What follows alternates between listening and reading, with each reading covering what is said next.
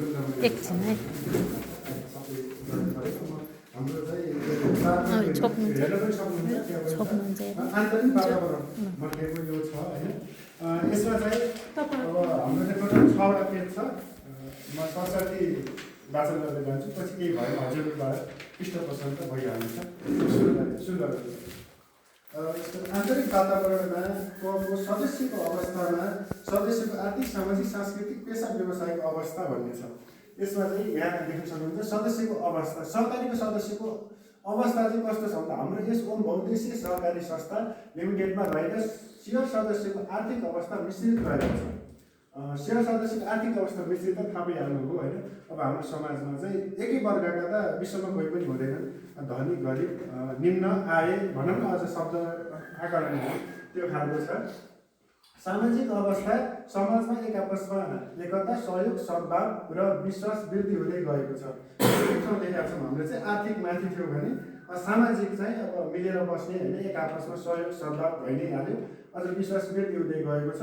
सांस्कृतिक रूपमा सेयर सदस्यहरू आफ्नो परम्परा र चलनहरू पालना गर्छन् भने पेसा व्यवसाय विकसित रहेको छ, जसमा कृषि व्यापार श्रमिक तथा रोजगारीमा संलग्न छन्। यसमा चाहिँ अब भइहाल्यो सांस्कृतिक रूपमा सेयर सदस्यहरू आफ्नो परम्परा चलनहरू पालना गर्छन् होइन। पेसा व्यवसाय त अब मान्छे खालि कोही छैन, जीविकोपार्जनको लागि केही न केही गर्न नै पर्यो होइन। त्यसको लागि चाहिँ अब हाम्रो सेयर सदस्यहरू कोही कृषिमा हुनुहुन्छ, खेतीपाती गर्नुहुन्छ, कोही व्यापार व्यवसायमा हुनुहुन्छ, कोही श्रमिक हुनुहुन्छ भने, कोही रोजगारी भनेको जागिर भनौँ न, अब जब भन्छ होइन, त्यसमा हुनुहुन्छ।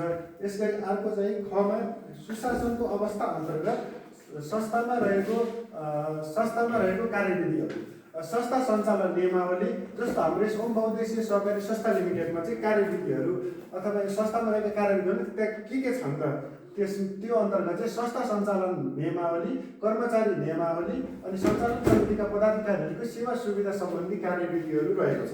त्यसै गरी अर्को चाहिँ नीति कार्यक्रम बजेट भन्ने छ। नीति कार्यक्रम बजेट अन्तर्गत चाहिँ सञ्चालक समितिबाट नीति तर्जुमा तयार पारी साधारण सभामा पेश गरिन्छ। यो आफैमा पनि प्रश्न छ होइन। सञ्चालक समितिबाट नीति तर्जुमा हुन्छ अनि तयार पारिन्छ र साधारण सभामा पेश गरिन्छ। त्यसै गरी अर्को चाहिँ नीति कार्यक्रम बजेट सञ्चालक समितिले निर्णय गरी साधारण सभाबाट पारित गरी कार्यान्वयन गर्ने।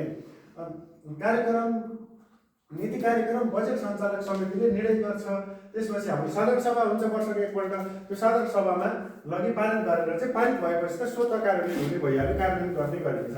अनि अर्को चाहिँ विनिमय संशोधन भन्ने छ। विनिमय संशोधन सहकारी ऐन 2074 लागू भएपछि यस संस्थाको विनिमय संशोधन 2078 भएको छ। भन्नाले चाहिँ सहकारी ऐन 2074 चाहिँ लागू भयो। यो लागू भइसकेपछि हाम्रो संस्थाको विनिमय संशोधन, हाम्रो संस्थाले पनि 2074 संशोधन भएको भन्ने यहाँ उल्लेख छ है। त्यसै गरी अर्को निर्णय प्रक्रिया छ। निर्णय प्रक्रिया चाहिँ सञ्चालक समितिको बैठकमा पेश भएका प्रस्तावहरूमाथि छलफल गरी बहुमतले पास गरी कार्यान्वयन गरिन्छ। निर्णय प्रक्रिया त अब सहकारी संस्थामा अथवा जुनसुकै निकायमा पनि सञ्चालक समिति त्यो चाहिँ एउटा टिम हुन्छ नि त, त्यो टिमले बैठकमा छलफल गर्छ। ल ठिक छ गरौँ भनेर बहुमत त्यो सङ्ख्याभन्दा डबल धेरै आधाभन्दा धेरै भयो भने स्वतः पारेको होइन। यो कुरा पनि हजुरहरूलाई अवगत नै छ। त्यसपछि अर्को 3 नम्बरमा चाहिँ यो हाम्रो पाना 3 को यो नीति कार्यक्रम बजेट र कार्यविधिको कार्यान्वयन अवस्था भन्ने छ। नीति कार्यक्रम बजेट र कार्यविधिको कार्यान्वयन अवस्थामा संस्थालाई आवश्यक विविध नीतिहरू तयार गर्ने छलफल रहेको। संस्थालाई आवश्यक विविध नीतिहरू तयार गर्ने छलफलमा रहेको अथवा संस्थालाई आवश्यक पर्ने विभिन्न किसिमका नीति नियमहरू चाहिँ तयार गर्ने भनेको तयार गरेको अथवा छलफलमै रहेको, त्यो चाहिँ पूर्ण नभएको ड्राफ्ट नै रहेको भन्ने बुझिन्छ। कार्यक्रम बजेट र कार्यविधि आंशिक रूपमा कार्यान्वयन भएको, जस्तो संस्थाको कार्यक्रम बजेट र कार्यविधिहरू चाहिँ पूर्ण रूपमा सबै चाहिँ सञ्चालनमा नरहेको, आंशिक भनेको केही चाहिँ कार्यान्वयन भएको र केही हुने क्रममा रहेको अथवा अब हुन बाँकी छ, अब गर्छन् भन्ने खालको छ है। त्यसरी आन्तरिक नियमनको स्थिति भन्ने छ। आन्तरिक नियमनको स्थिति अन्तर्गत चाहिँ लेखा सुरक्षा समितिले 4 महिनामा बैठक बसी संस्थाको लेखा तथा अन्य नियम सम्मत कार्यान्वयन भयो नभएको हेर्ने। यो चाहिँ अब आन्तरिक नियमनको स्थिति लेखा सुरक्षा समिति त अब सबै सहकारीमा हुने नै भयो। त्यो चाहिँ 4 महिनामा 4 महिनामा एकपल्ट बैठक बस्ने भयो र बैठक बसी संस्थाको लेखा तथा अन्य नियम सम्मत सहकारी संस्थाको चाहिँ लेखा, त्यसै गरी अन्य कुराहरू चाहिँ नियम सम्मत भयो नभएको हेर्ने र त्यसको चाहिँ प्रतिवेदन गराउने भन्ने हुन्छ। त्यसै गरी सञ्चालक समिति र साधारण सभा सञ्चालन प्रक्रिया छ अर्को। सञ्चालक समिति र साधारण सभा सञ्चालन प्रक्रिया। यसमा चाहिँ सञ्चालक समितिको बैठक मासिक नियमित रूपमा बस्दै आएको, अथवा मासिक भनेको महिनाको एकपल्ट हो। मासिक यो बुझाउन क्लियर होला भन्नु मैले पोस्टरमा चाहिँ नियमित लेखेको। सञ्चालक समितिको बैठक मासिक नियमित रूपमा बस्दै आएको, महिनाको एकपल्ट बस्दै आएको है। सञ्चालक समितिको उपस्थितिको अवस्था बहुमत हुने गरेको। यसको मतलब कि सञ्चालक समितिको उपस्थिति कति छ त, मतलब बहुमत छ मतलब त्यो आधाभन्दा बढी छ कुल टिमको भन्न खोजेको हो। साधारण सभा सञ्चालन प्रक्रियामा साधारण सभा सञ्चालन प्रक्रियामा साधारण सभामा शेयर सदस्यहरूको उपस्थिति करिब 60% हुने गरेको। छलफलमा सक्रिय सहभागी भई जिज्ञासाहरू प्रस्तुत गर्ने गरेको। यसको मतलब यो हाम्रो ओम बहुउद्देश्य सरकारी संस्थाको साधारण सभा सञ्चालन प्रक्रियामा चाहिँ साधारण सभामा शेयर सदस्यको उपस्थिति करिब 60% भनेको आधाभन्दा बढी भएको पनि त्यहाँबाट क्लियर भइहाल्यो हाम्रो होइन। त्यसपछि हुने गरेको छलफलमा सक्रिय सहभागी जिज्ञासा मतलब हाम्रो शेयर सदस्यहरू चाहिँ अब यहाँ अगाडि चाहिँ कार्य समितिहरूले आफ्नो प्रतिवेदनहरू प्रस्तुत गरिरहनु भएको छ भने पछाडि चाहिँ ध्यान दिने, अनि त्यो चाहिँ सक्रिय सहभागी हुने, अगाडिबाट के बोलिरहनु भएको छ भन्ने कुराहरू सुन्ने, अनि छलफल यो कसरी भयो यो के भयो भनेर छलफल र जिज्ञासा भनेको आफ्नो मनमा लागेको त्यो कौतूहललाई चाहिँ प्रस्तुत गरेर सञ्चालक समिति र माथि बसेको सञ्चालक समिति तल बसेको शेयर सदस्यहरू बिच चाहिँ एक आपसमा भनौँ एउटा सकारात्मक डिबेट मार्फत हुने गरेको जिज्ञासाहरू उहाँले राख्नुहुन्छ। यताबाट चाहिँ त्यो जिज्ञासा क्लियर गर्नुहुन्छ भन्ने चाहिँ म तपाईँलाई बुझाउन चाहेँ। त्यसै गरी अर्को मानवीय स्रोत व्यवस्थापन भन्ने छ। मानवीय स्रोत व्यवस्थापन भन्दा कर्मचारी नियुक्ति प्रक्रिया। जस्तो कर्मचारी कुनै पनि कार्यालय अथवा सहकारी संस्था जुनसुकै पनि निकायहरू सञ्चालन गर्नको निम्ति कर्मचारी त आवश्यक पर्छ नै है। त्यो कर्मचारी नियुक्तिको प्रक्रिया चाहिँ यस ओम बहुउद्देश्य सहकारी संस्थामा के छ त भन्ने हजुरहरूलाई पनि जिज्ञासा हुनसक्छ। त्यसको क्लियरको लागि चाहिँ यहाँ छ जुन लिखित सार्वजनिक सूचना प्रकाशन गरी रिट पुगेका निवेदनको पदपूर्ति उपसमितिबाट आवश्यक परीक्षा लिई योग्य उम्मेदवारलाई नियुक्तिका लागि सञ्चालन समितिले सिफारिस गर्ने। यसको मतलब चाहिँ कर्मचारी आवश्यक भनेर चाहिँ एउटा सार्वजनिक सूचना प्रकाशन गर्ने, त्यो गरिन्छ पनि होइन, त्यो गर्ने। त्यसपछि रिट पुगेका निवेदनहरू त तपाईँ क्लियर नै हुनुहुन्छ होइन। कसैले नागरिकता छुटायो, कसैले निवेदन छुटायो तथा रिट पुगेन, रिट नपुगेका निवेदन त स्वतः अस्वीकार हुन्छ।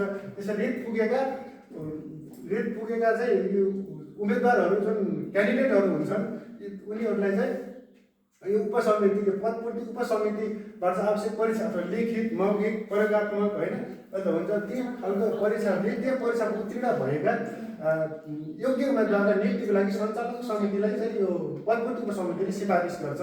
सुविधा अन्तर्गत चाहिँ एउटा हाम्रो अहिलेको कर्मचारीको सुविधा है। अहिले हाम्रो संस्थामा 2 जना कर्मचारी हुनुहुन्छ अनि म अहिले त्यहाँ हुन्छु। जस्तो सुविधामा चाहिँ तलब दिने हो, तलब छ, त्यसपछि दसैँ खर्च अनि पोसाक भत्ता, कर्मचारी बोनस छ है।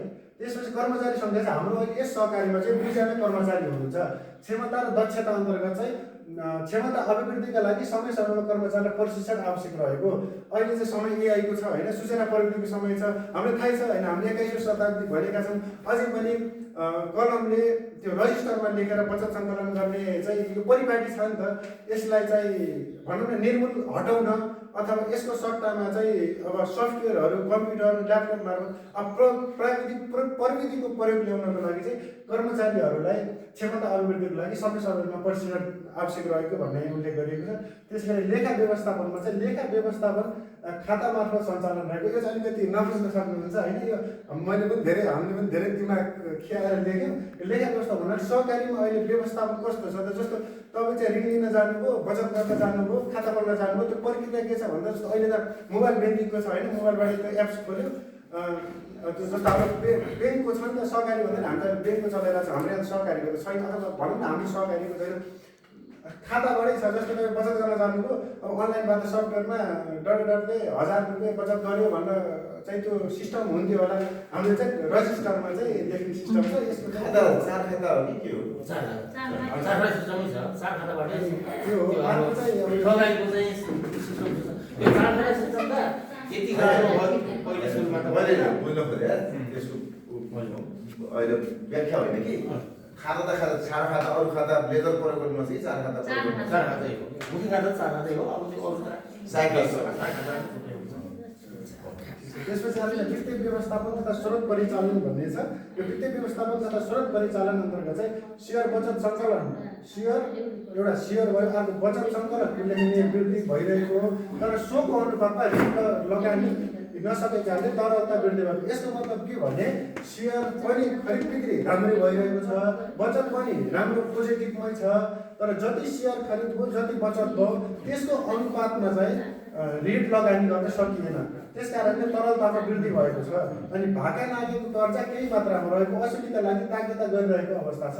यसको मतलब अब हाम्रो अलिअलि भाका लागेका कर्जा ऋण त भइहाल्यो, त्यसको पनि के गरिएको छ भन्नु हजुरहरूले जिज्ञासा त्यत्रो चाहिँ यो छ नि जुन यो तरलता छ, यो भागा नागेको छ, तपाईँले के हेर्न बस्नु भएको छ भन्ने हजुरहरूको जिज्ञासा हुनसक्छ। त्यसको लागि चाहिँ हामीले असुविधा लागि ताकेता गरिरहेका छौँ। पत्र लेख्नुपर्ने हो कि घरमा पुगेर चाहिँ त्यो ढोका ढकढकाउनु पर्ने हो कि त्यो किसिमको चाहिँ हामीले ताकेता चाहिँ गरिरहेको अवस्था छ। त्यसै गरी फेरि त्यता सेवा सुविधा भन्ने छ यहाँ, सेवा सुविधा 14मा छ, हजुरहरूले यो त्यहाँ हेर्न पनि सक्नुहुन्छ। सेवा सुविधा अन्तर्गत अब जस्तो हाम्रो सेयर सदस्यहरूलाई, हाम्रो सरकारीको सेयर सदस्यहरूलाई सेवा सुविधा के छ त, हाम्रो ओम बहुउद्देश्य सहकारी संस्था लिमिटेडमा सेयर सदस्य भइसकेपछि ओम सहकारीले चाहिँ उहाँको न्यायको लागि चाहिँ के गर्छ त, उहाँले के कस्तो सेवा सुविधा दिन्छ भन्ने छ। यसमा चाहिँ उत्कृष्ट बचतकर्ता, असल ऋणी, ज्येष्ठ महिला र पुरुष सेयर सदस्यहरूलाई सम्मान तथा पुरस्कार र सेयर सदस्यको र एका घरको परिवारको मृत्यु भएमा घाट खर्चको व्यवस्था रहेको। यसमा चाहिँ म तपाईँहरूलाई कसरी क्लियर पार्न चाहन्छु भने जस्तो सेयर सदस्य स्वयं सेयर सदस्यको मृत्यु भएमा घाट खर्च 10,000 दिने व्यवस्था छ।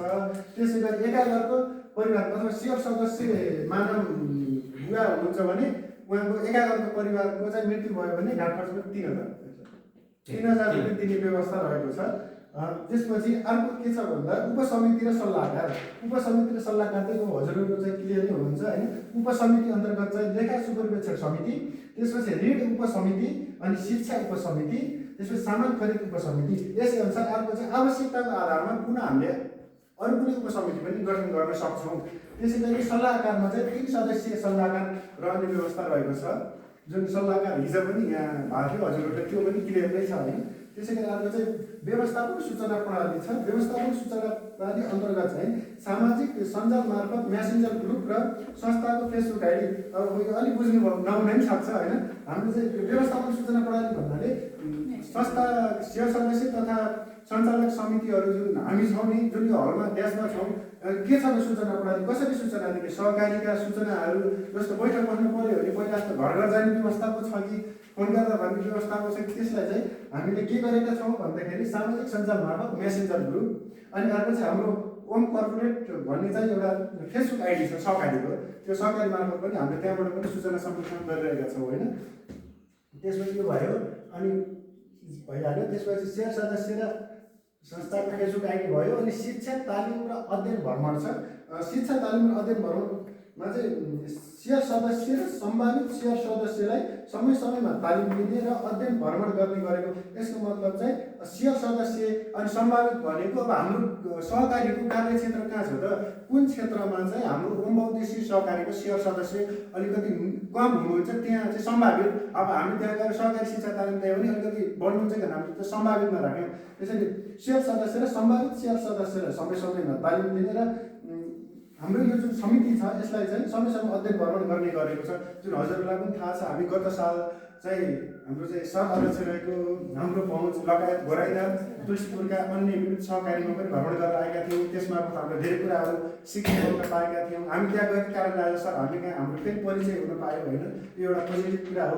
त्यसै गरी अन्तिममा सामाजिक उत्तरदायित्व, बस ओम बहुउद्देश्य सहकारी मार्फत सामाजिक उत्तरदायित्व के छ त, सहकारी ओम सहकारी यहाँ भएपछि यसले समाजको लागि सामाजिक उत्तरदायित्वको लागि के गरेको छ भन्ने कुरा छ। यसमा सामाजिक उत्तरदायित्व चाहिँ सहकारी संस्थाले स्थानीय संस्कृति संरक्षण गर्न विभिन्न निकायमा सहयोग गर्दै गरेको पाइन्छ। यसको एउटा जलद उदाहरण चाहिँ मल्लरानी फुड फेस्टिभलमा हाम्रो सहकारी मार्फत पनि सहयोग भएको छ। अब त्यो सामाजिक उत्तरदायित्व फुड फेस्टिभल भनेको यहाँको अर्ग्यानिक खानाहरूको महोत्सव हो एउटा होइन, त्यसको लागि हाम्रो सहकारीले पनि सहयोग गरेको हजुरहरूलाई पनि अवगत छ। त्यसै गरी स्थानीय क्याम्पसमा विद्यार्थीहरूलाई छात्रवृत्ति प्रदान गरेको। ओम बहुउद्देश्य सहकारी खलङ्गामा स्थापना भएपछि यहाँको विद्यार्थीहरूको लागि के गर्नु त पर्यो नि होइन। आजको विद्यार्थी भोलिका चाहिँ देशका कडाहरू, त्यसैले एउटा क्याम्पसमा विद्यार्थीलाई छात्रवृत्ति पनि दिने गरेको छ। अब हामीले चाहिँ हाम्रो ग्रुप टिमवर्कबाट हामीले सकेको विवेकले भ्याएसम्म जानेको खोजेको चाहिँ हामीले यति तयार पारी, बाँकी सल्लाह सुझाव चाहिँ हजुरहरूबाट। धन्यवाद। केही सल्लाह सुझाव छ?